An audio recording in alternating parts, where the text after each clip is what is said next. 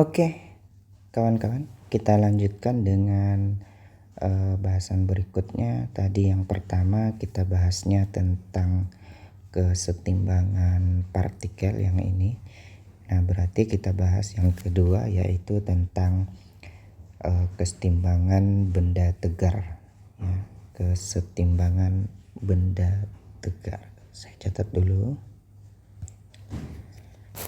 Berarti poin yang kedua yaitu kesetimbangan benda tegar. Nah, di kesetimbangan, sebelum kita masuk di kesetimbangan benda tegar, ada besaran yang perlu kalian ketahui. Ada besaran di kesetimbangan benda tegar yang perlu kalian ketahui, yaitu yang disebut dengan momen gaya atau yang dikenal dengan torsi. Momen gaya atau torsi yang simbolnya ini tauk, namanya ini tauk, simbolnya tauk, momen gaya atau torsi, bukan T yang seperti ini ya, tapi dia agak melengkung seperti ini, tauk ya. Oke. Momen gaya atau torsi itu merupakan ukuran efektivitas suatu gaya dalam menghasilkan rotasi benda mengelilingi sumbu putarnya. Saya ulangi, momen gaya atau torsi itu adalah ukuran efektivitas suatu gaya dalam menghasilkan rotasi benda mengelilingi sumbu putarnya. Nah, secara matematis momen gaya atau tauk itu nilainya atau besarnya adalah hasil kali gaya F, gaya itu F, terhadap lengan momennya atau L, lengan momen. Kalau di buku ada yang pakai D silakan, tapi kita konsistenkan saja kalau kita pakai L, lengan momen. Hasil kali gaya dikalikan terhadap lengan momennya F kali L. Misalnya begini, ini paling sering kalian temukan di kehidupan sehari-hari saat kalian membuka pintu rumah atau pintu kamar kalian. Nah, di sini kan ketika kalian buka, misalnya ini kan pintunya ya. Nah, ini gagangnya. Nah, ini gagang nih. Ketika kalian dorong ke sini, pintu kalian dorong, ini kan akan gini dia jadinya. Nah, gagangnya di sini dia. Kan jadi gini dia. Nah, dia kan sebenarnya dia membentuk rotasi atau membentuk lingkarannya. Kalau misalnya ini kan engsel nih, engsel. Nah, kalau engselnya tidak kaku, nah berarti dia akan membentuk lingkaran penuh. Tapi karena pintu kita ya bentuknya tetap ya siku-siku ya dengan pintunya, maka dia akan bentuknya seperti ini. Dia bentuknya rotasi atau lingkaran. Nah, untuk menentukan momen gayanya itu sebenarnya dia gaya yang kita berikan di sini, kita dorong di sini misalnya gaya F. Nah, dikalikanlah dengan L-nya di sini. Nah, lengan momennya. Nah, gaya dan dikalikan dengan lengan momen. Ingat, perlu saya tegaskan bahwa untuk menentukan momen gaya atau torsi itu ada 3 hal yang harus kalian pahami, harus kalian ketahui. Syarat untuk menentukan momen gaya atau torsi ya. Syarat yang pertama, gaya yang bekerja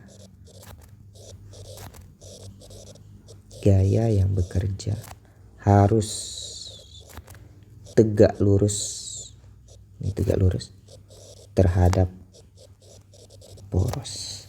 Ingat ya, gaya yang bekerja itu harus tegak lurus terhadap poros. Ini yang dihitungnya maksudnya ya. Jadi kalau mau menghitung momen gaya, menghitung momen gaya. Nah, menghitung momen gaya ada beberapa syarat. Yang pertama, gaya yang bekerja harus tegak lurus terhadap poros. Nih, harus tegak lurus untuk menghitungnya. Nah, yang kedua, lengan momen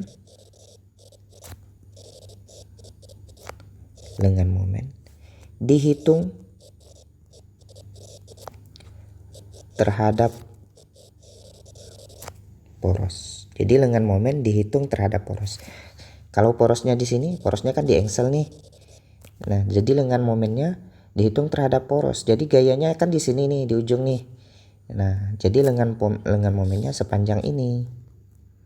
Nah, lengan momennya sepanjang ini. Kalau pada pintu berarti lengan momennya itu dihitung dari gagang pintu yang kalian pegang untuk mendorong pintu hingga ke engsel yang ada di pintu kalian.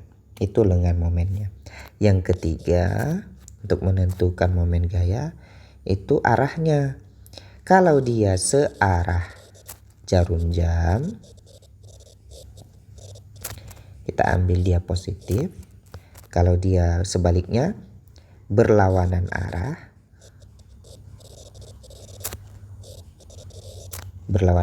jarum jam, berarti kita ambil dia negatif. Ada di buku yang menyatakan kalau dia searah jarum jam dia negatif, berlawanan arah jarum jam dia positif. Itu sebenarnya sama saja.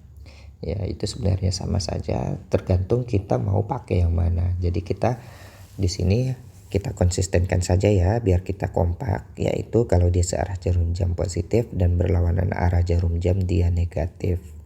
Nah ini akan nampak ketika kita menentukan banyak gaya yang bekerja pada sebuah batangan. Ya, menentukan momen gayanya itu akan nampak ketika kita menghitung dari sebuah batangan yang punya banyak gaya. Ya, misalnya gini, ada sebuah batang kayu di mana porosnya disimpannya di sini misalnya. Ini porosnya. Nah, ada gaya yang bekerja pada benda ini, misalnya ada 3 gaya ya. Ada 3 gaya, misalnya ini F1. Ini F2. Dan ini F3. Nah, ingat berarti ada jumlah, karena ini ada sejumlah gaya, berarti di sini akan ada sejumlah momen gaya. Ya, ada momen gaya total yang harus dihitung. Tentukan momen gaya yang bekerja pada benda tersebut misalnya. Nah, berarti ada momen gaya total, ada resultannya. Resultan momen gaya. Nah, berarti kan nanti ada F1 kali L1 ditambah F2 kali L2 ditambah F3 kali L3.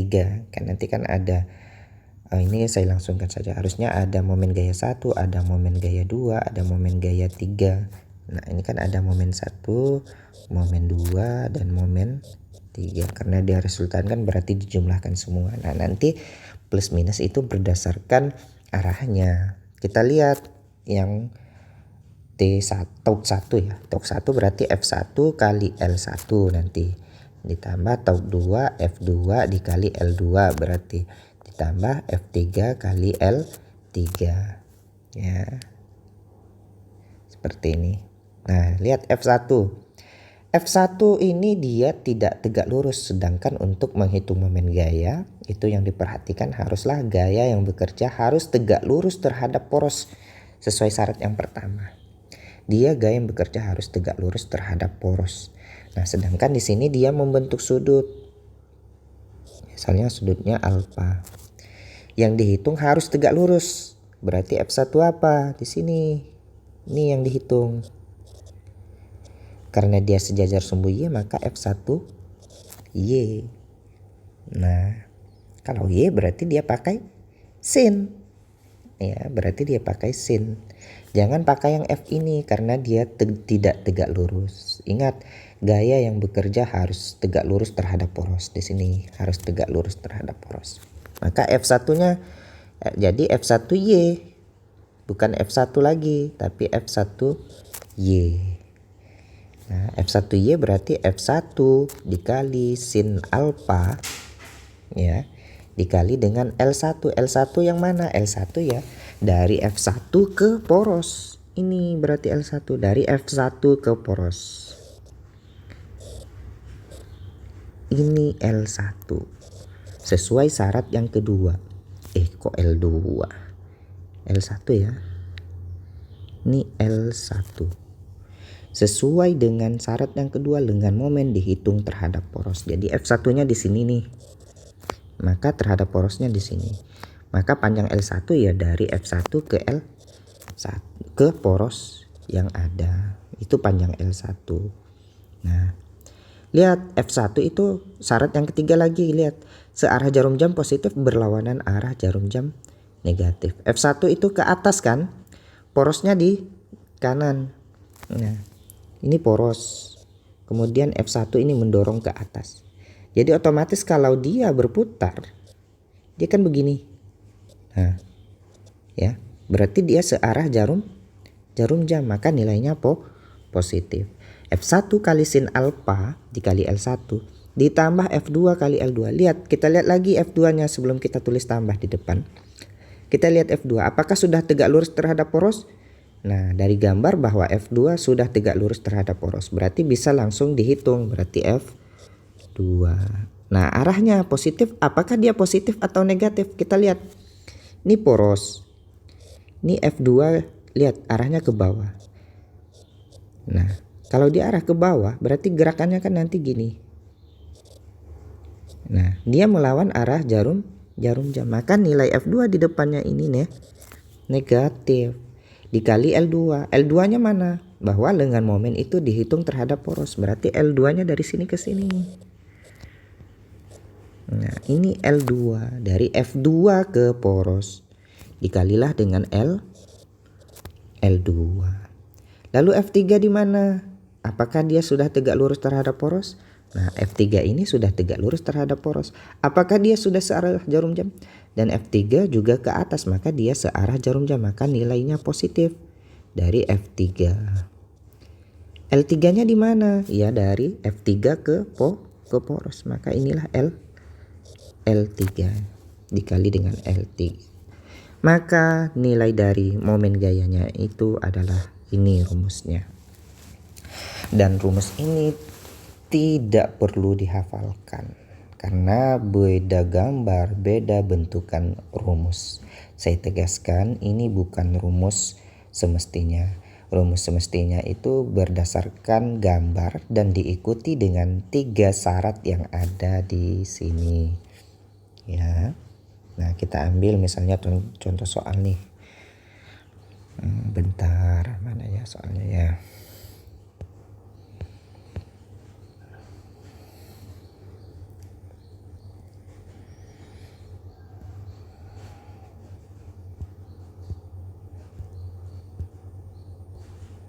Nah, ini soal nih.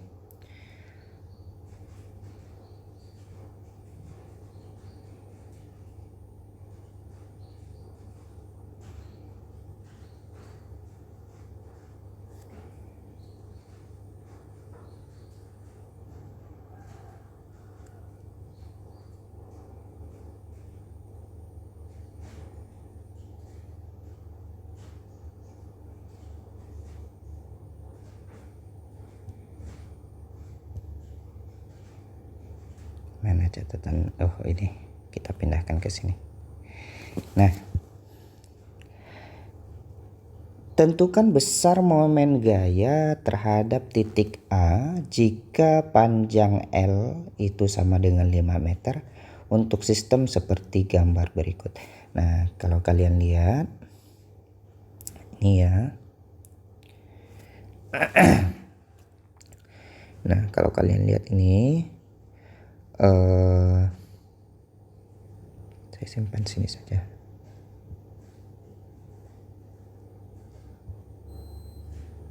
Loh, kok hilang deh. Aduh, sebentar.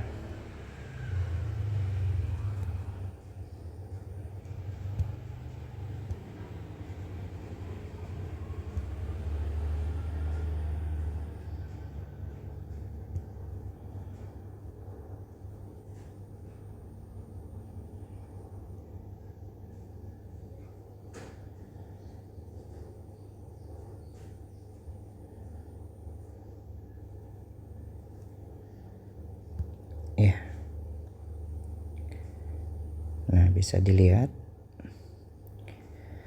Tentukan besar momen gaya terhadap titik A jika panjang L sama dengan 5 meter. Saya gambarkan lagi ya.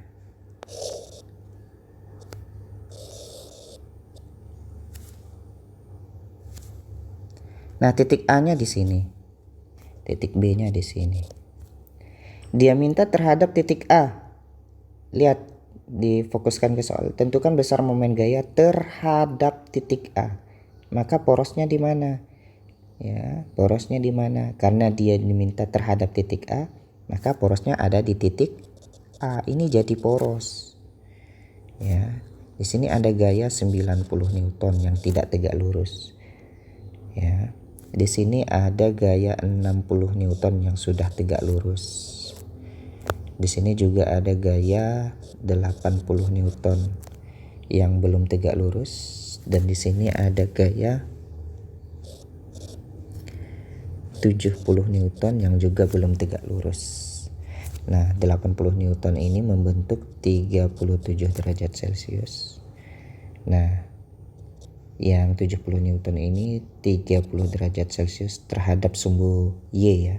Sedangkan yang ini terhadap sumbu X. Oke. Porosnya ada di A. Ya, karena dia minta terhadap titik A, otomatis porosnya ada di A. Nah, ini setengah L, ini setengah L. Sedangkan panjangnya L yaitu 5. Nah, karena dia minta terhadap titik A, maka porosnya ada di A. Nah, tinggal ada berapa gaya yang bekerja. Sebenarnya yang bekerja ada 4 gaya, ada 90 Newton, ada 40 Newton, ada 70 Newton, ada 60 Newton. Karena dia minta terhadap sumbu A, maka yang ada di poros ini kan tidak ada lengannya. Ya, di titik ini kan berarti 0, yang 90 Newton ini berarti L-nya itu sama dengan 0 karena berada di poros.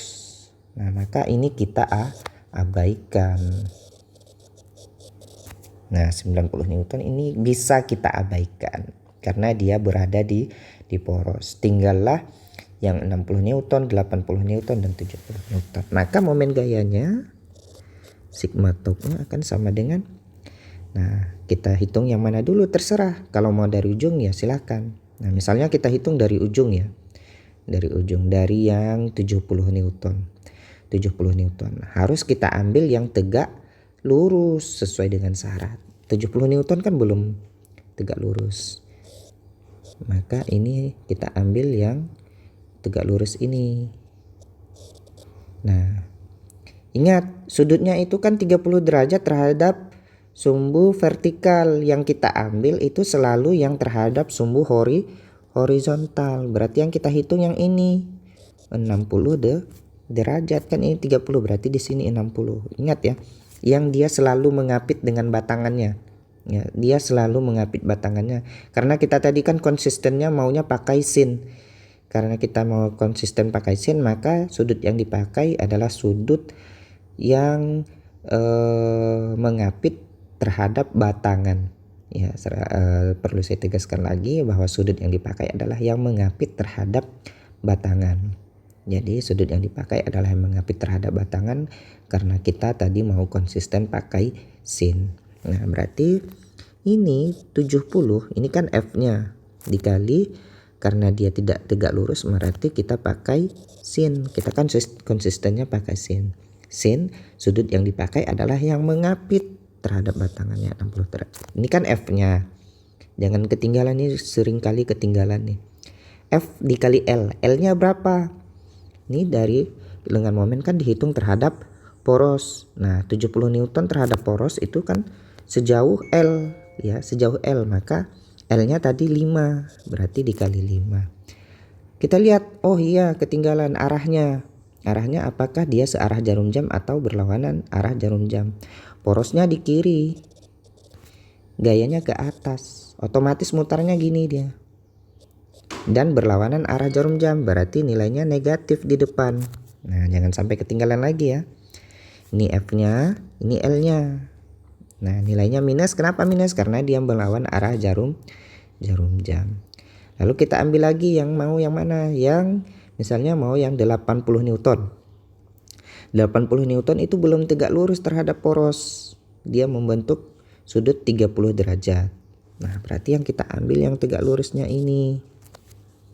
Nah, lihat apakah dia searah jarum jam ke atas itu, porosnya di kiri. Lalu gayanya ke atas, sama dengan yang 70 tadi. Porosnya di kiri, gayanya ke atas. Maka ini minus. Karena gayanya 80 dan belum tegak lurus, berarti dikali sinus. Sin berapa? Karena 37 derajat Celcius sudah mengapit dengan batangan, maka tetap gunakan 37 derajat Celcius. 30 derajat. Ini baru F-nya, dikalikan dengan L-nya. L-nya berapa? Ya ini L-nya dari lengannya dari gaya terhadap poros. Ini berapa? Setengah L. Setengah kali 5 atau 5/2. Ya.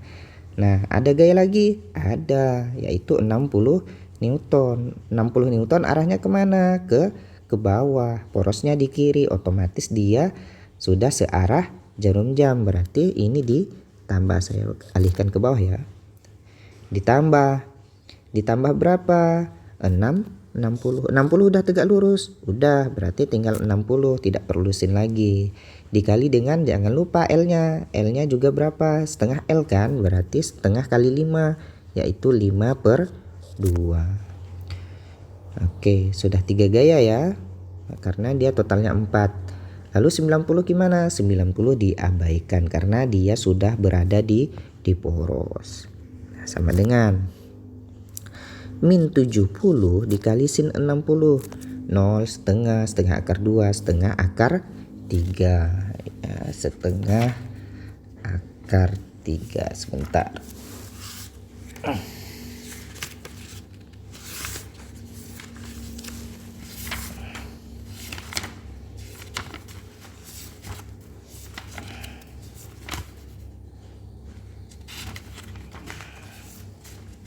Oke, apa? Setengah akar 3 karena nilai sin 60 itu setengah akar 3 dikalikan dengannya jangan ketinggalan, kali 5 dikurang dengan 80. Sin 37 tadi berapa? 3/5 dikali 5/2 ditambah dengan, nah ini bisa langsung coret-coret, 30 kali 5 150. Ini bisa coret-coret nih. 70 berarti minus 35 akar 3 dikali 5 dikurang dengan ini coret-coret 80 dengan 2 ini 40 kali 3 120 ditambah 150. 35 kali 5 ini bisa nih. 35 kali 5 15, 16, 17, 175. Ini min 175 akar 3. Nah, min 120 ditambah 150 sisa 30. Oke, ini hasilnya. Karena akar 3 boleh dipecah pakai kalkulator, silakan. Ya, karena ini mengandung akar 3 dengan 30 tidak ada akar 3 ya. Cukup sampai di sini dia. Jadi hasilnya boleh 30 dikurang 175 akar 3 dalam satuan Newton meter. Karena tauk tadi pakai F satuannya Newton dan L satuannya meter. Ya. Oke, seperti itu menentukan momen gaya. Nih ya, dari soal ini. Nah, ini dari sini dia. Oke, kalau mau dicatat silahkan. Ini soalnya. Penjelasannya seperti ini. Oke, itu menentukan momen gaya.